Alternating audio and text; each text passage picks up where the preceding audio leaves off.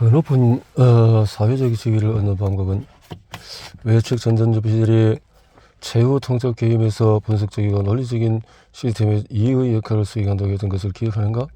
그렇다면 동일한 상황에서 직관적이고 자동적인 시스템 일은 과연 어떤 역할을 할까? 이 질문에 대한 해답은 복내측 전전두피들이 손상된 환자들을 대상으로 실시한 최후 통첩 개임을 통해서 처음 알려지기 시작했다.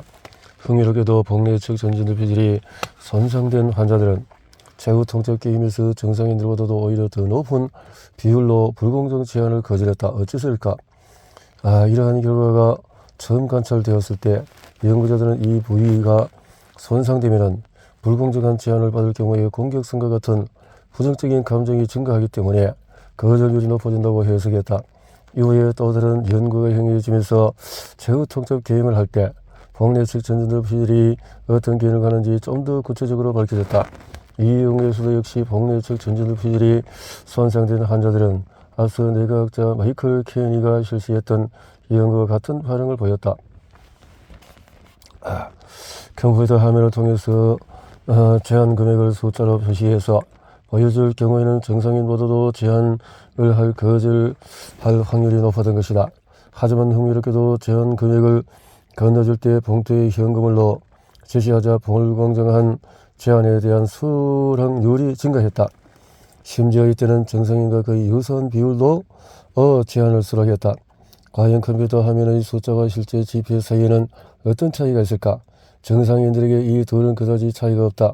컴퓨터로 제시되는 금액을 보상으로 지각하고 실제로 갖고 싶은 마음이 드는 것은 놀라운 일이 아니다. 실제로 대부분의 사람들은 이러한 과정에 별 어려움을 느끼지 않는다. 하지만 조금만 깊이 생각해보면 알 수 있지 않은가?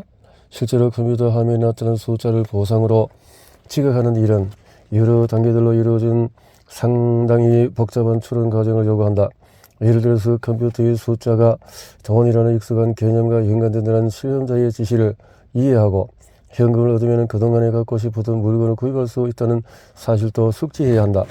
그렇지만 우리들은 대부분 오랫동안 경험을 통해 이와 유사한 상황들을 학습해봤다. 그 덕분에 이러한 복잡한 추론 과정은 다시 한 단계씩 풀어나갈 필요가 없을 뿐이다. 이렇게 모든 추론 단계를 건너뛰면 화면에 나타나는 숫자는 나를 즉각적으로 흥분시키기에 충분한 신호가 된다. 우리가 대부분 당연하게 받아들이는 빠른 가치 환산 과정이 이루어지기 위해 반드시 필요한 내 부위는 복내측 전전두피질일 것이다.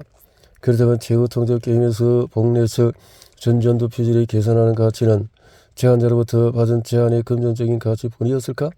이 질문에 대한 답을 위해서 또 다른 연구에서는 공정성 비율은 동일하게 유지하되 제한 액수는 다르게 변화시키면서 내 반응을 관찰해 보았다. 그 결과로 제한의 절대적인 금액이 적더라도 공정한 배분일 경우에는 복내측 전전두피질이 가장 높게 활성화되는 것을 확인할 수 있었다. 정리해보면 이렇다. 불공정 제한을 받을 때 이 제한의 불공정성은 복내측 전전두피질의 신호를 낮추고자 하지만 제한의 금전적인 가치는 같은 부위의 신호를 증가시키려 한다. 따라서 이 경우에 가치들 간의 충돌이 일어나고 이 충돌을 해소할 제3자가 필요하게 된다. 타인의 제한을 거절하는 것은 언제나 쉽지 않다. 제한을 거절한 것은 TMS를 사용해서 외측 전전두피들이 기능을 정지시킨 후에 최후 통첩 게임을 하는 동안에 뇌에서 일어나는 활동 변화를 fMRI를 통해서 관찰하는 연구가 있다. 이 연구에서도 역시 이전 연구와 마찬가지로 외측 전전두피질의 기능을 정지시킬 경우에 불공정한 제한을 받아들일 가능성이 높아진다는 사실을 다시 한번 확인할 수 있었다. 그렇다면 증가한 외측 전전두피질의 활동은 어떠한 경로를 거쳐서 불공정한 제한을 거절하는 선택으로 이어지게 될까? 이 질문에 대한 답을 찾기 위해서 외측 전전두피질과 상호작용을 하는 내 부위들을 찾아보는 분석을 해왔다. 그 결과로 TMS를 받지 않았던 참가자들은 불공정한 제한을 받는 순간에 복내측 전전두피질과 외측 전전두피질 간의 기능적인 연결성이 증가하는 것을 관찰할 수 있었다. 반면에 TMS를 받았던 참가자들에게서 이 두 부위 간의 기능적인 연결성이 관찰되지 않았다. 즉 제한액의 금전적인 가치를 개선하는 복내 즉 전전도 피질이 제한액을 수락하리는 직관적인 반응을 촉발시키기는 한다. 그러나 이때 외적 전전도 피질의 활동이 증가하면 이 부위는 복내 즉 전전도 피질로 조절 및 통제 신호를 보내 수락 반응을 억제함으로써 가치들 간의 충돌을 해소시킨다고 해석할 수 있다. 불공정한 제한을 받게 되면 가치들 간의 충돌이 일어나서 외적 전전도 피질의 활동을 증가시킨다. 이는 복내적 전전도 피질과의 긴밀한 소통을 통해 불공정한 제한을 거절하는 결과로 이어진다. 복잡한 연결망이지만 이 신경회로의 상호작용에는 불공정 생성에 대한 한가라는 중요한 사회적인 행위의 비밀이 숨어있다. 불공정한 게임이 제한이 그건 공정한 제한이건 타인으로부터의 제한 혹은 협상을 거절하는 일은 언제나 쉬운 결정이 아니다.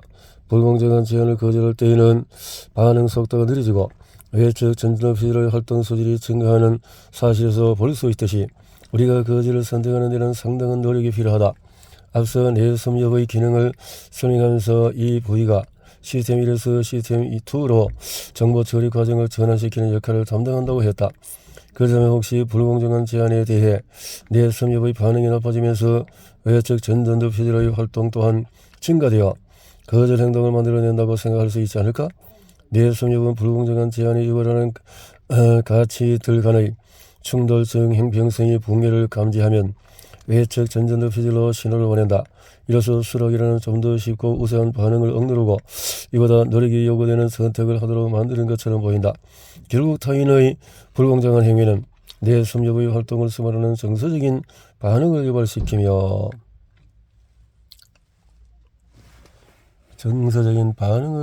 유발시키며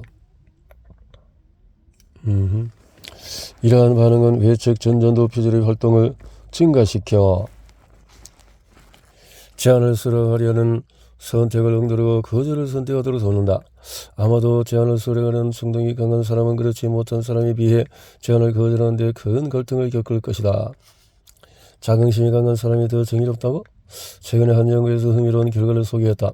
최후 통첩 게임을 수행하는 동안에 제한을 받는 사람의 사회적인 지위에 따라 상대방의 불공정의 제한에 대한 반응이 달라진다는 것이다.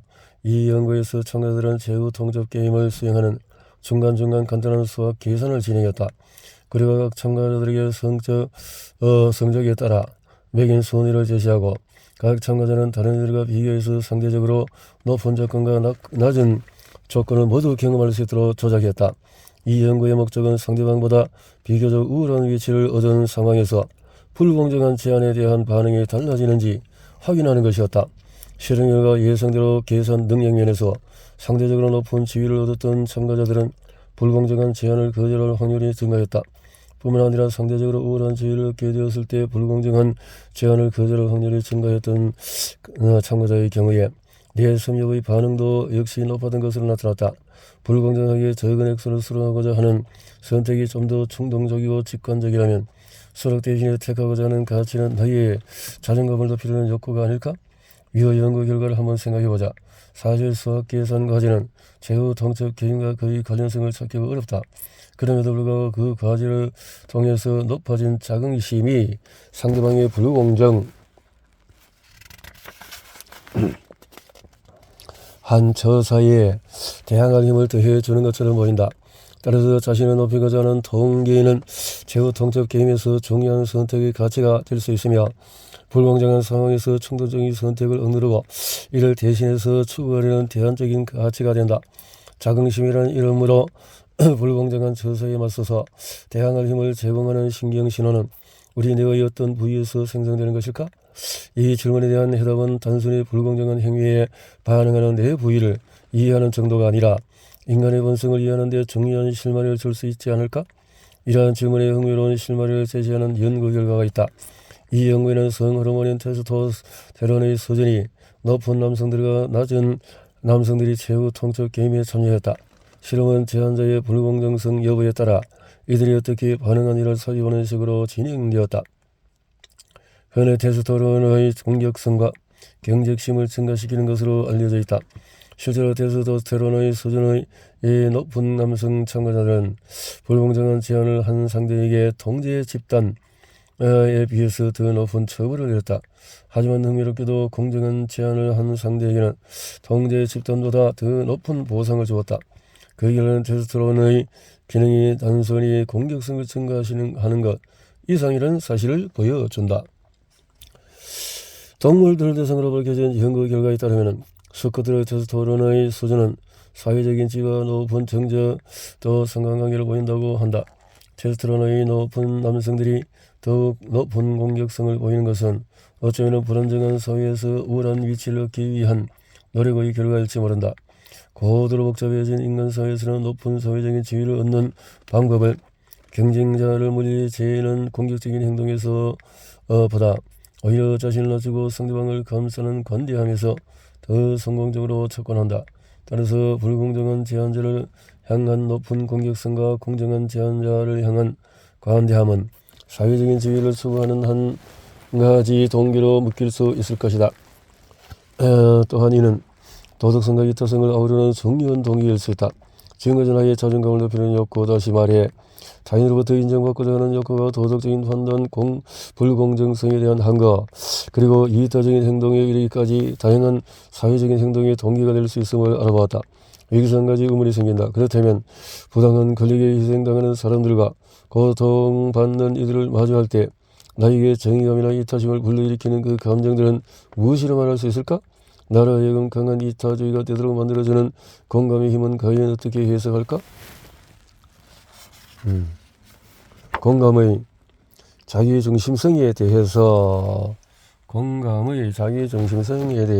6장에서 공감은 살아남기 위한 대의 전략인가? 2008년 동계올림픽에서 김연아 선수의 마지막 경기를 숨지게 봤던 사람들이 많을 것이다. 한복을 그림같이 경기장을 서놓은 뒤에 빙판 위에 우뚝 선 김연아 선수가 울음을 터뜨리는 순간을 기억하는가? 줄과 손을 땀을 쥐고 경기를 지켜보던 나 역시 눈시울이 뜨거워졌다. 김연아 선수가 그동안 느껴온 고민과 서러움 그리고 간절함이 모두 내 것처럼 느껴지는 데였다. 이 경기를 지켜본 많은 사람들이 아마 나와 비슷한 경험을 했을 것이다. 흔히 공감이라고 불리는 이러한 심리적인 경험을 통해 우리는 어린아이가 잔인하게 성폭행당한 사건 보도를 들을 때 아이와 아빠처럼 함께 분노하는가 하면 차가운 바닷물에 갇힌 아이들의 소식을 들을 때에는 아이와 엄마처럼 간절한 마음으로 구조 소식 하나하나에 신경을 곤두서게 된다. 내 자식 내 가족이 아닌 타인의 불행에도 힘겨워하며 때로는 일이 손에 잡히지 않을 정도로 괴로워하는 사람들에게 공감 능력은 도리어 극심한 정신적인 스트레스의 원인이 되었다. 공감은 어떻게 만들어지며 우리에게 왜 필요한 것일까? 공감은 타인의 관점으로 이동해서 사고하는 능력은 공감과 같은 것일까? 다른 것일까? 이런 질문에 대한 명쾌한 답변은 아직 찾아내지 못했지만 최근 내과학적인 연구 결과들이 흥미로운 단서를 제시해주고 있다. 공감의 생물학적인 뿌리를 찾아서 약 20년 전에 의학 저널에 발표된 한 연구 결과에서 29세의 한 목수에 대한 이야기가 등장한다. 목수는 일을 하다가 실수로 15cm의 가량의 못 위에 뛰어내렸고 이 못이 구두를 관통했다.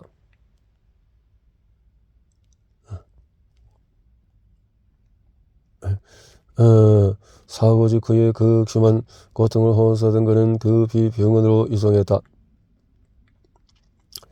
목수에게는 응급처치를 강한 진통제가 투여됐고 그들은 조심스럽게 적어냈다. 그런데 놀라운 사실이 드러났다. 목수의 발에는 전혀 상처가 없었다. 못이 목수의 두 발가락 사이를 관통한 덕분이다. 하지만 이 사실을 알기 전까지는 목수는 참을 수 없을 정도로 극심한 고통을 호소했다. 물리적인 상처가 없어도 고통을 느끼는 이런 현상은 어떻게 가능한 것일까? 이 질문에 대한 답을 찾기 위해서는 통증을 유발하는 자극이 우리 몸을 거쳐서 뇌로 전달되는 과정을 이해해야 한다. 피부에 생긴 물리적인 상처는 피부 밑의 통각 수용기를 활성화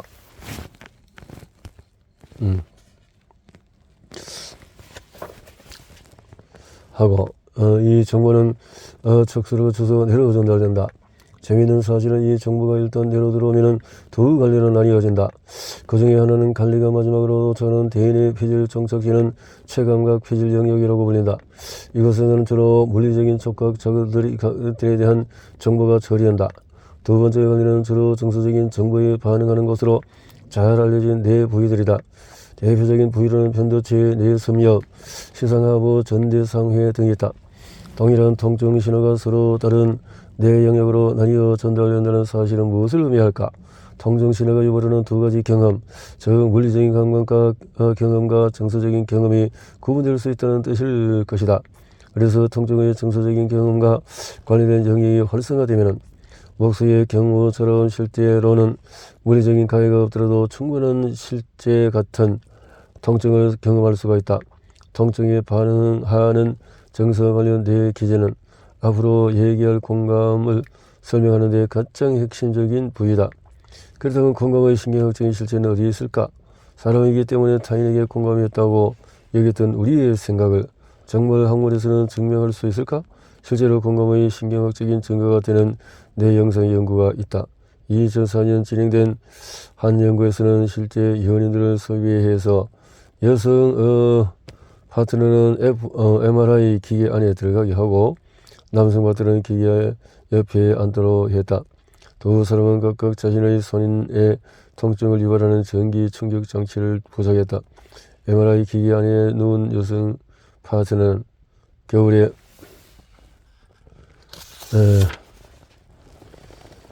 컴퓨터 화면을 통해서 자신이 통증을 느끼거나 파트너가 통증을 느끼는 상황을 확인할 수 있었다. 그리고 두 상황을 번갈아 제시하면서 여성 파트너의 뇌 활동이 어떻게 변하는지 fMRI를 통해서 측정했다. 실험 결과 물리적인 감각 자극에 반응하는 체감각 피질 영역은 자신이 전기 쇼크를 받는 조건에서만 반응했고 파트너가 전기 쇼크를 받는 조건에서는 반응하지 않았다. 반면에 통증의 정서적인 측면과 관련된 전대상회 뇌섬유에서는 두 조건 사이에서 차이가 없었고 거의 동일한 수준으로 반응했다. 다시 말해서 사랑하는 파트너가 통증을 느낄 때 자신이 직접 물리적인 자극을 받지 않더라도 통증의 정서적인 경험과 관련된 뇌 부위가 활성화된 것이다. 이는 타인과 공유하는 정서적인 경험, 즉 공감을 반영하는 신경학적 증거로 볼 수 있다. 전기 쇼크 같은 강한 통증에 노출되는 상황이 아니더라도 우리는 일상생활에서 타인의 감정이 미세하게 변하는 순간에 이를 빠르게 감지하는 능력을 갖고 있다. 감각, 그 말에서 역대원 냄새를 유발하는 것과 향기로운 향수 등이 있었고 냄새를 맡은 배우들은 각 냄새에 해당하는 표정을 지었다. 또 실험 참가자들은 한 조건에서는 배우들의 동영상을 시청하기만 했고 다른 조건에서는 동일한 냄새들을 직접 맡았다. 두 조건 비교해 볼 때 결과적으로 역겨운 냄새를 직접 맡을 때 참가자들의 뇌 반응은 역겨운 냄새를 맡은 배우의 표정을 볼 때 뇌 반응과 매우 유사했다. 특히 앞에서도 살펴본 뇌 섭렵에서 이런 반응이 가장 뚜렷하게 관찰되었다. 그렇다면 뇌 섭렵은 이와 같은 공간에서 실험과 어떤 관계가 있을까?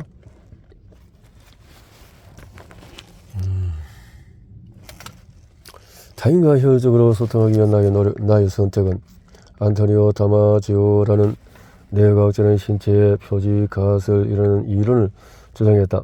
이 이론에 따르면 정서적인 상황과 유발된 신체 반응은 뇌로 전달되고 뇌의 특정 부분에는 이런 신호들이 남긴 흔적, 즉 신체 표지가 저장이 된다고 한다. 그리고 이 제 표지들을 통해 우리는 직접 정서적인 상황에 처하지 않더라도 그 상황이 유발할 정서적인 경험 또는 신체적인 반응을 비교적 생생하게 머릿속에 상상해낼 수가 있다. 자, 상상해낼 수가 있다.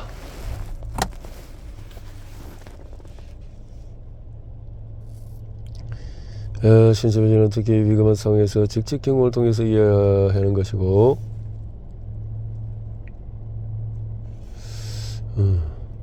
열뜻 상상만으로 내 섬입은 이렇게 저장하는 그런 생각이다. 자신의 신체적인 반응을 감지하는 능력은 공감 능력과 구체적으로 어떤 관계가 있을까?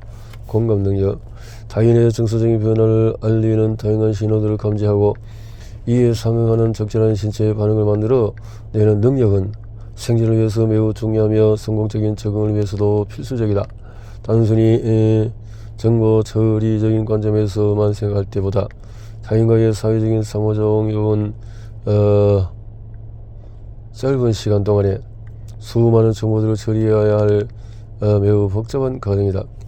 대화 중에서 상대방이 하고 있는 말의 내용은 물론 상대방과의 다양한 몸짓과 표정의 변화, 말투, 목소리의 크기와 높낮이 등을 고려할 때 순간 적절하게 반응하는 것은 거의 기적에 가까울 만큼 복잡한 정보 처리 과정이라 할 만하다. 하지만 상대방의 정서적 변화와 유사한 신체적인 변화를 내에서 직접 시연할 수 있다면 그 복잡한 과정을 단순화할 수 있다. 다시 말해 내가 하는 말의 행동과 대한 상대방의 정서적인 반응을 따라 미리 경험할 수 있다면 말과 행동을 비교적 명확하고 수월하게 선택할 수 있다는 것이다. 또한 보다 효율적으로 상대방과 교감하며 소통할 수가 있다. 가령 아이를 잃은 부모 대항하는 상황, 공감의 신경학적인 기제에 대하여 공감의 신경학적인 기제를 이야기할 때 빼놓을 수 없는 부위는 앞서 소개한 바 있는 뇌섬엽이다. 뇌섬엽은 DNA 표지를 일부지만 다른 DNA 비치질로 겉으로는 보이지 않는 깊숙한 곳에 위치한다. 우리 뇌에서 유독 뇌섬엽에서만 발견되는 특별한 신경세포가 있다. 바로몬 이코노뉴런이다. 이 신경조직은 다른 신경세포들에 비해서 크기가 크고 손가락으로 긴 장추형이다.